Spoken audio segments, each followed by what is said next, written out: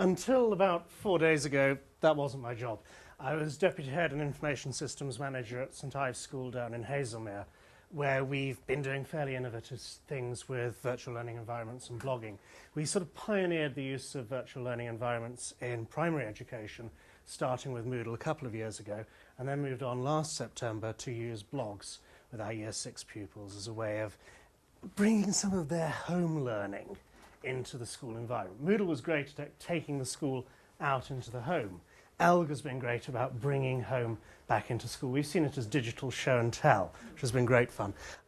Because of the sort of pioneering work that we've done, it's achieved some sort of attention nationwide. So Bechter gave me this ITM Practice Award for Primary Teaching, which has allowed me to feed into other bits of the national agenda at schools level.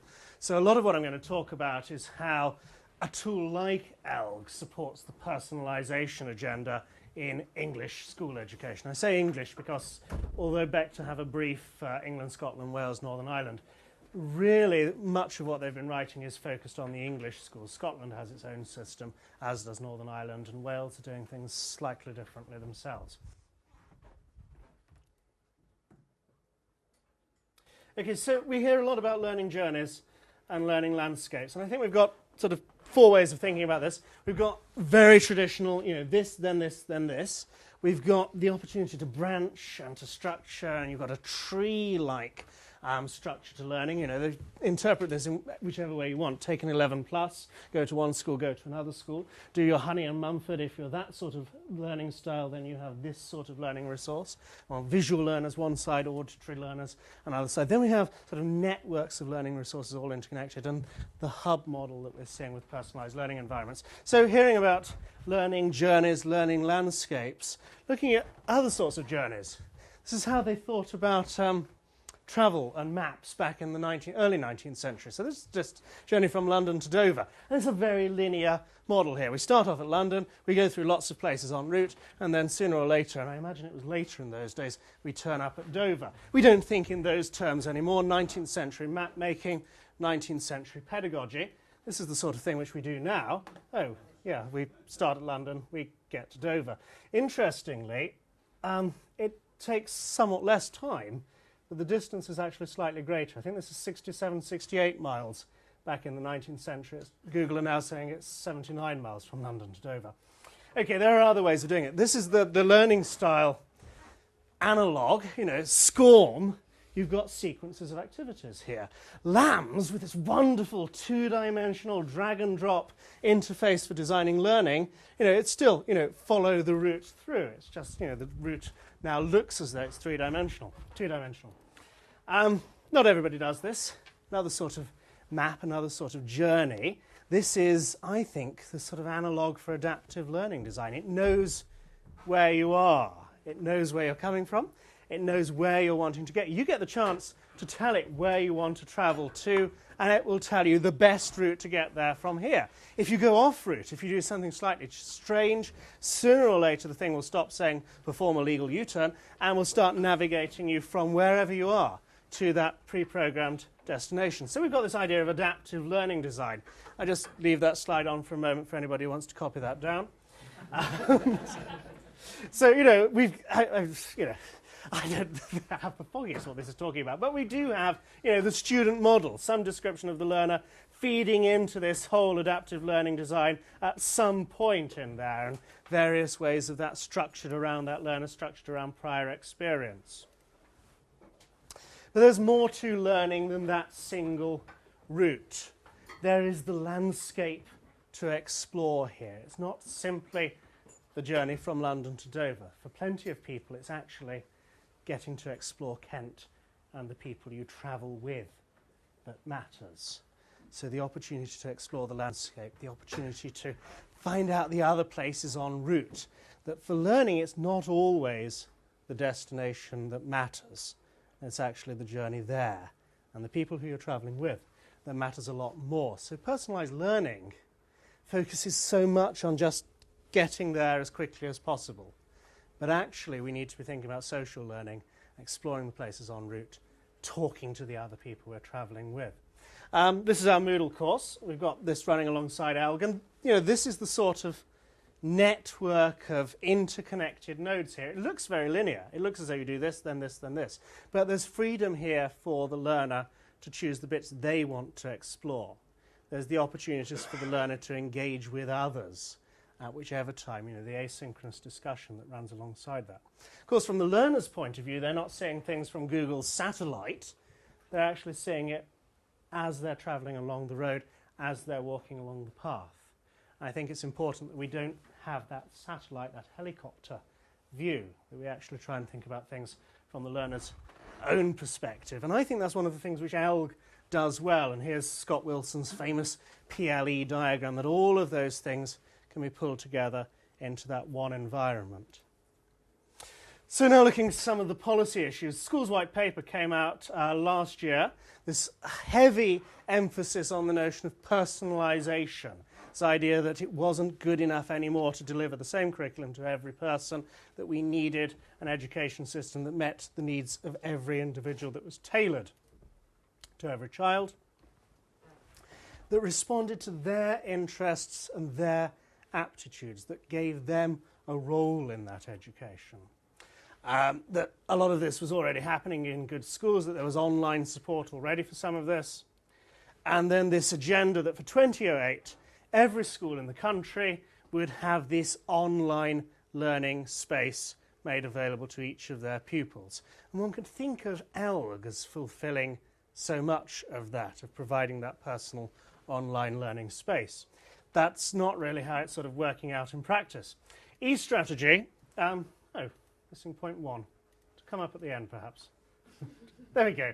Right, okay. So a list of priorities which put some of that white paper stuff into practice. Again, this is a 2005 document. This are the ones which I think we focus on particularly in relation to the integrated personal support, children and learners, collaborative approach. And again, this idea is not simply personalised learning, that there's the opportunity for collaboration, that it's part of a social model. And then this IT training and support. I'll come back to that in a moment. So I see, or we have seen at St Ives, or we saw at St Ives, Elgg fitting very much into this priority 2 stuff, providing that integrated place, that online learning space. So what have we done? Well, we've used the portfolio stuff, the sort of work which they're doing on the computers. They're posting those into their Elgg spaces so they can continue that work at home, so they can show their classmates what they've been doing, so their parents can have a look at the work they've been doing in school. Again, sort of digital show and tell idea, using that Elgg space as file storage. So a very simple sort of e-portfolio idea, that the learner gets to choose what they showcase in there. It becomes something which they use rather than merely an assessment tool. Recording their achievements. So we modded the code for the personal profile space to take out things like career goal and put in things like what do you want to be when you grow up. So we've adapted that to fit our learners, which is great that open source software allows us to do that. So this was our first couple of lessons on it, going in and thinking about their personal attributes, what it is that makes them who they are, establishing that personal social presence online. And the RSS aggregation stuff is really good, and with more time, coding up integration with Moodle's RSS feeds in a secure and protected way inside our walled garden, so that all of that stuff that they do online could be pulled together into their Elgg space, would have been high up the agenda.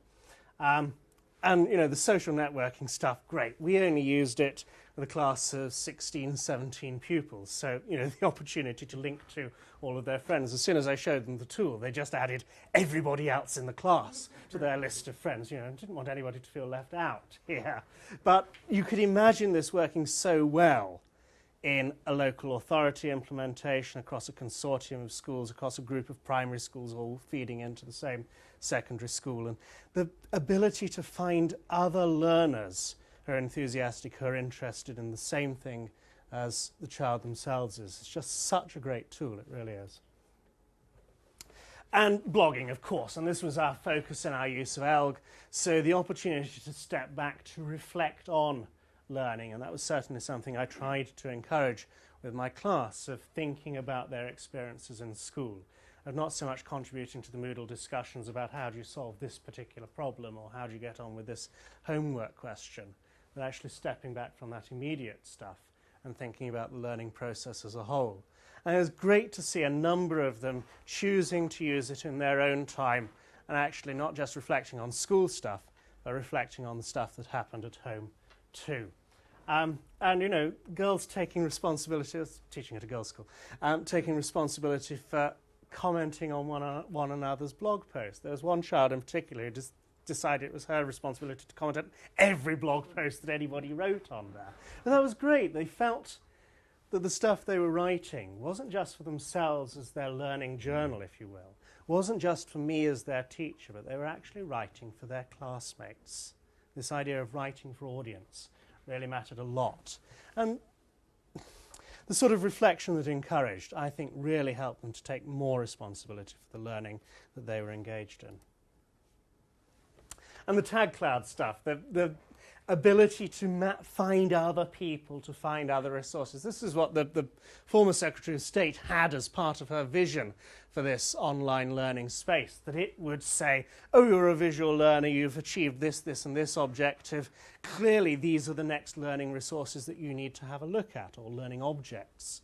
But Elgg comes at this from such a much more social, a much better perspective of saying, actually, these are the resources, these are the activities which other learners have found helpful.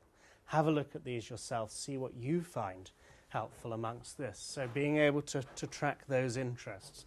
And okay, a lot of this is stuff outside of school that she was interested in.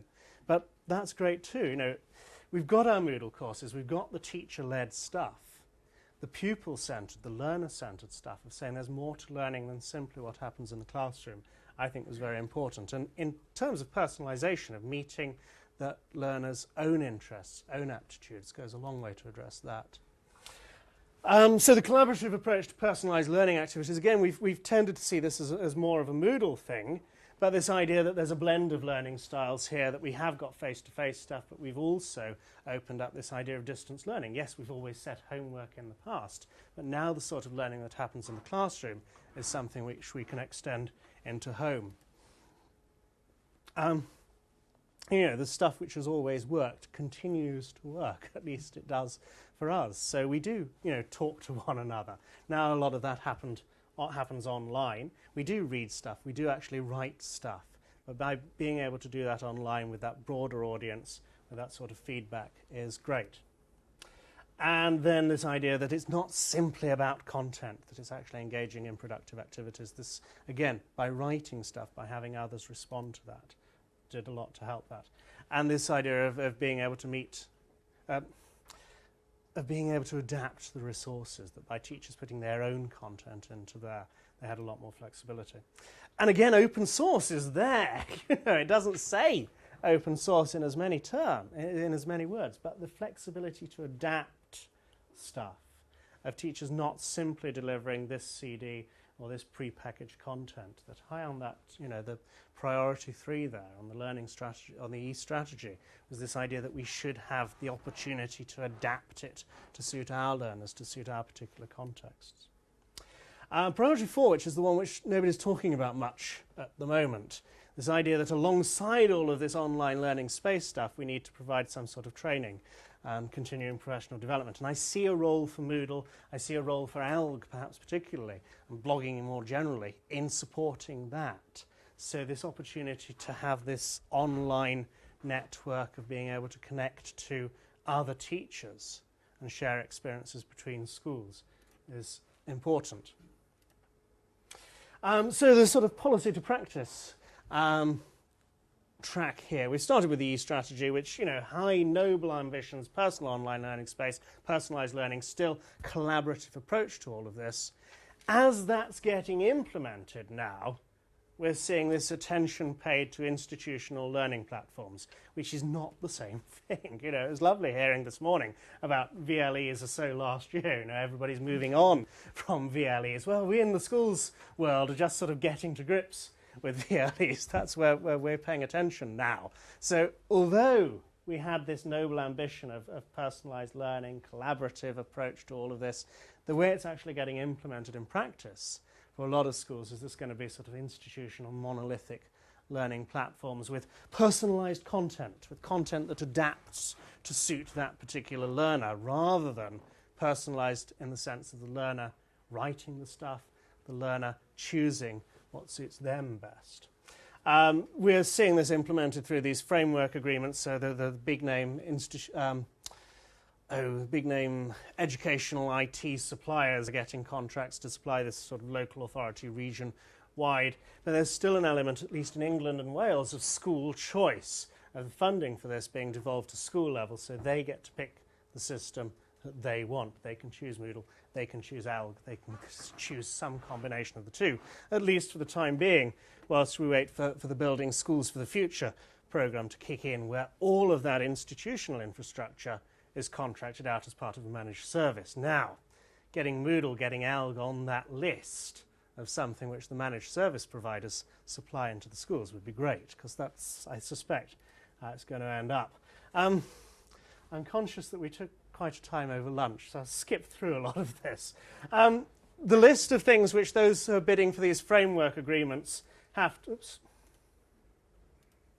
supply includes all of this. And a lot of this, you know, I've taken the highlights here of the stuff which Elgg does well. So, you know, we've got support for syndication, we've got a very customizable user interface, and okay, letting my 11-year-olds loose with CSS style sheets might not have been the best lesson I've ever taught, but it's nice to know that it's there.